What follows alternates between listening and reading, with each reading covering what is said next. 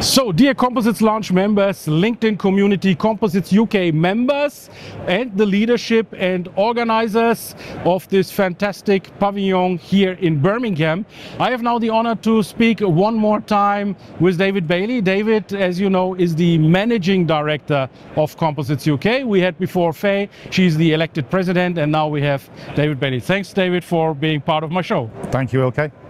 So, let's dive into the UK one more time, because the UK is strategically a very, very important country in composites anyway. And I listened to David's presentation yesterday, which was really well. I applaud you for that.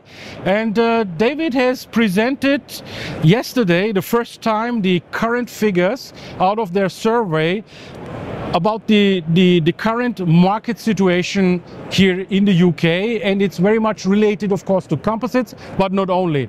And I would like to know, David, from you, can you run us through your presentation very fast? What were the main conclusions, and what did you find out with that survey?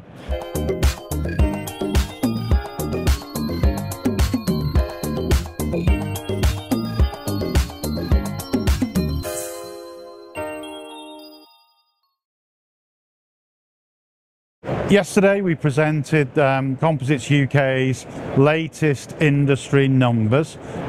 So we've done this now for the last 4 years.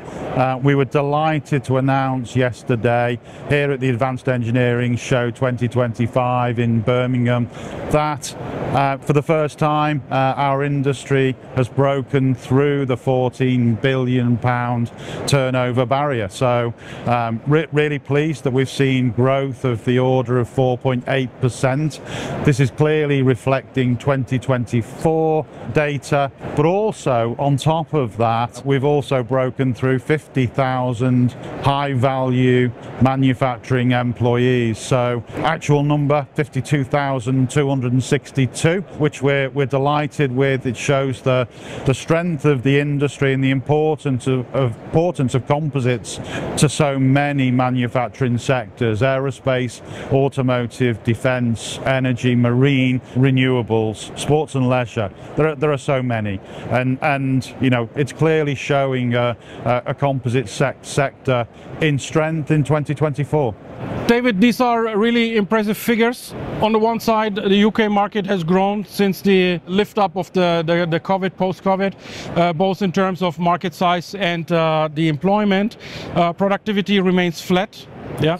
Let me just ask out of curiosity also. I mean, these surveys are not so easy. Yeah? You don't send out just a survey formula and everyone is happy to share their data.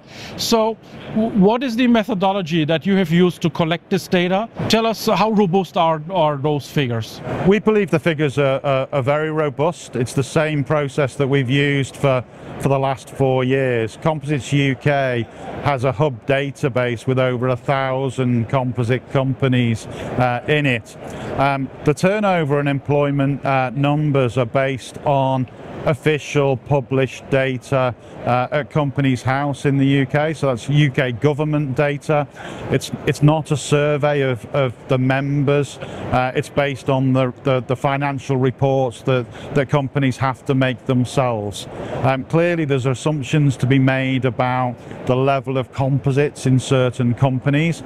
We've made those assumptions using experts to help us validate the assumptions that we've made.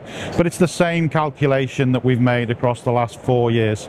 So this reminds me what David says, of course, also to the surveys that we have in Germany with the AVK, or Composites United, not UK.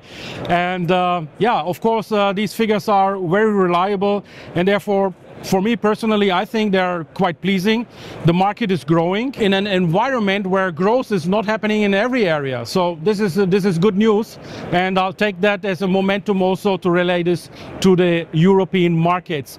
Now, David, my next question to you is, let's talk about strategies. Now, an association of that size that you are managing right now, of course, needs a proper strategy.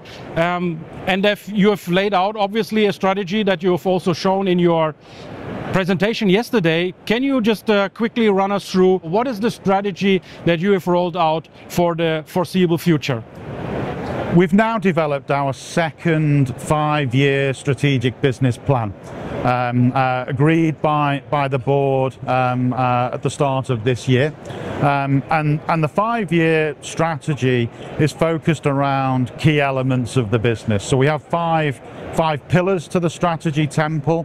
Policy, where we're increasing the work we do, engaging with UK government to try to influence them to support the UK's composites sector. That's been a really important piece of work that we've put a lot of time and effort into. We have a policy working group, and 2 weeks ago we were in the Houses of Parliament with 100 representatives from industry with our ask of UK government. Our second pillar is workforce development. So it's all about the upskilling of the existing workforce and how we bring new talent into the UK's composites sector. Our third pillar is around supply chain. We work with a number of groups cross-sector, but also focus on things like sustainability. We then have a technology pillar to our temple, where we work with academic organisations and the high-value manufacturing catapult in the UK to try to ensure that our industry is developing and innovating the right technologies for the future. And then our final pillar is events and exhibitions, which is absolutely core to any trade association. And of course, delighted to be here at the Advanced Engineering Show with the Composites UK Pavilion, where we've got 18 of our members who've joined us in exhibiting and showcasing their businesses. The foundations of our strategy is membership, of course. The roof of our strategy temple is sustainability, decarbonisation and circularity, so key to the UK's composite sector. So thank you, David, really for your time. I appreciate that. But after an event, like you said, events are a core of your business. Of course, next events are in the planning, and I would like to touch base with you on the JEC World 2026 edition.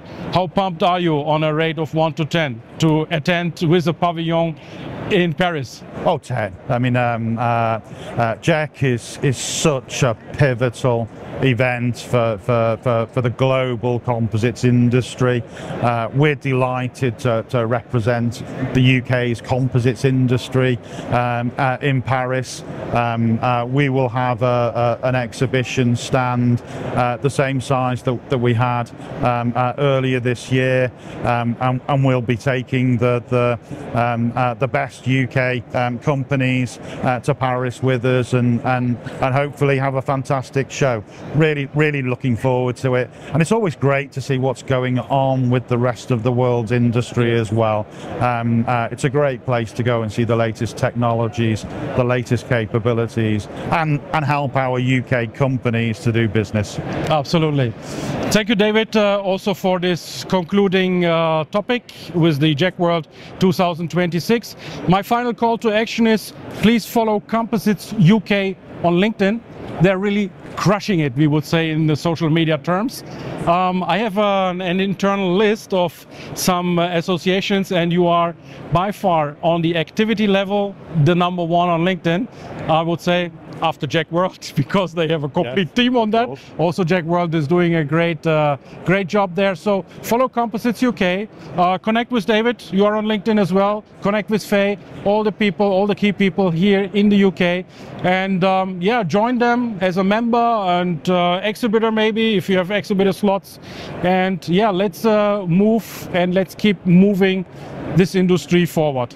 And that's great to hear, Ilkay, because to get that independent feedback tells me that the Composites UK team is doing a great job. Exactly. You're welcome. See you. Bye-bye. Thank you. How do we connect you with stories within the composites and sustainable materials industry? We are on the ground to find the facts. We examine big, innovative ideas. We let diverse perspectives on technology and sustainability emerge and ignite conversations that matter most to bring you the composites and sustainable materials world. Stay informed, stay connected, stay inspired. From our online studios in Germany, covering events and corporates from France, Italy, UK, Central Europe, and many more European regions. Join us for creating sustainable value. With Composites 360 on tour, Composites Lounge engineering talks, and Composites Lounge end user panels hosted by Ilkay Özpisoglu. Weekly on LinkedIn, YouTube, and your preferred podcasts.